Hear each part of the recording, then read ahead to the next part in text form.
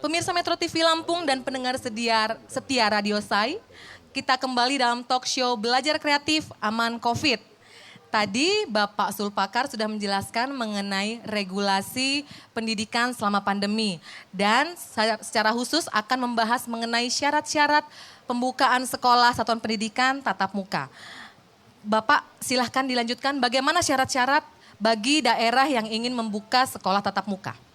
Baik, para pemirsa dan pendengar serta hadirin yang saya hormati, perlu kami sampaikan bahwa dalam rangka kita menindaklanjuti regulasi yang telah ditetapkan oleh pemerintah dan juga memenuhi harapan daripada orang tua siswa yang secara umum telah menghendaki anak-anaknya melakukan proses belajar mengajar secara tatap muka.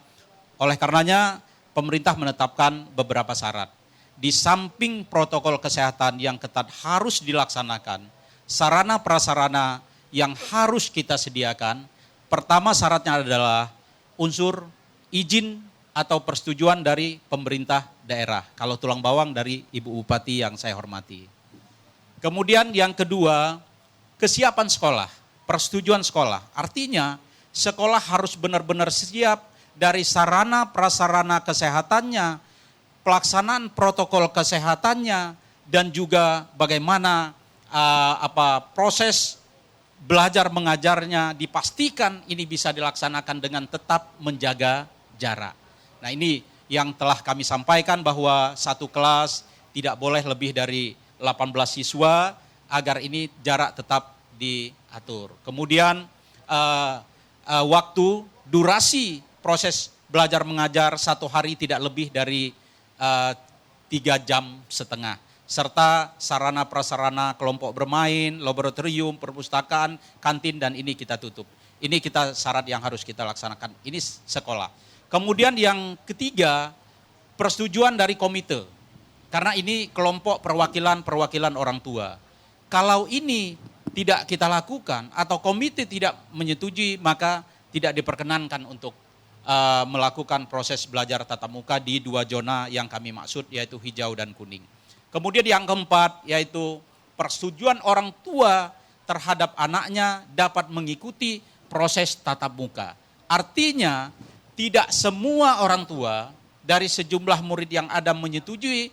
Apabila ada yang tidak menyetujui ini, maka kita harus layani anak dimaksud untuk proses belajar mengajar secara daring atau didampingi oleh tenaga pendidik atau tenaga kependidikan kita yang kita utus untuk memberi pelayanan proses belajar mengajar terhadap siswa yang tidak mendapat persetujuan dari orang tuanya. Itu Mbak Delima. Jadi itu semua syarat, ada 4 syarat utama yang harus dipenuhi ya, Pak, untuk membuka sekolah tatap muka.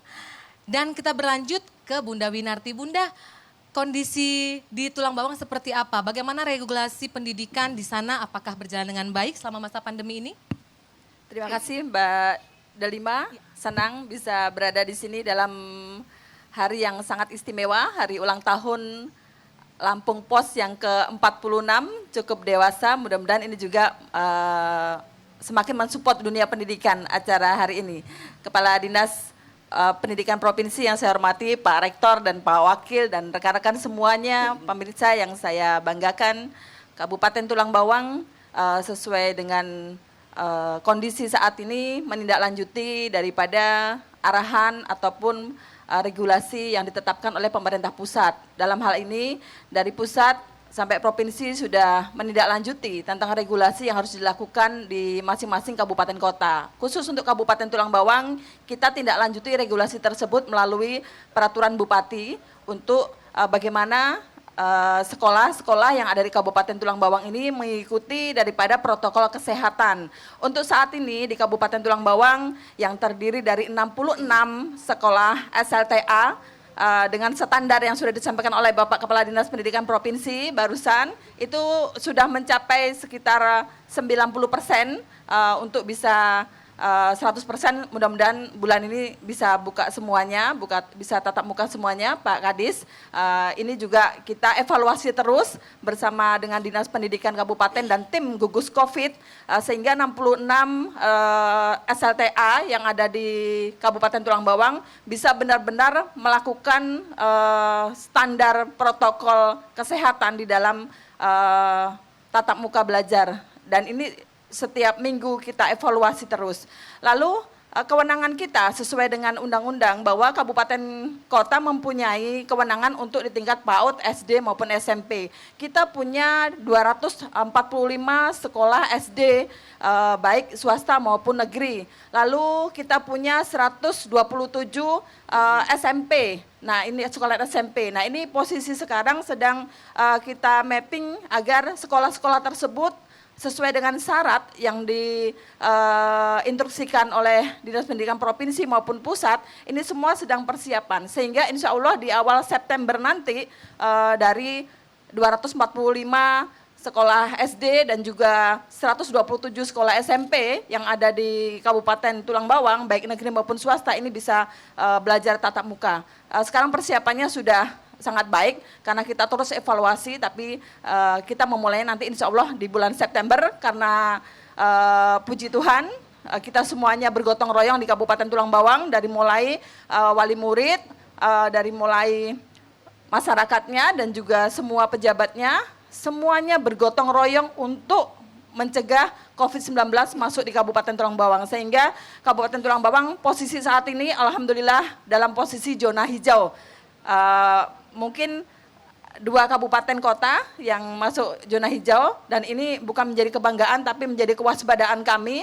Itulah sebabnya kita selalu evaluasi terhadap semua tempat-tempat publik, terutama di sekolahan-sekolahan, untuk bisa tetap mempertahankan dan menjaga. Karena apapun kondisinya, keselamatan warga, keselamatan rakyat, keselamatan anak-anak itu paling utama di atas segala-galanya. Maka regulasi kita mantapkan dengan terus bersosialisasi, memantapkan di sekolah-sekolahan agar apa yang diharapkan daripada wali murid, siswa dan juga guru dan juga negara ini bisa berjalan dengan baik.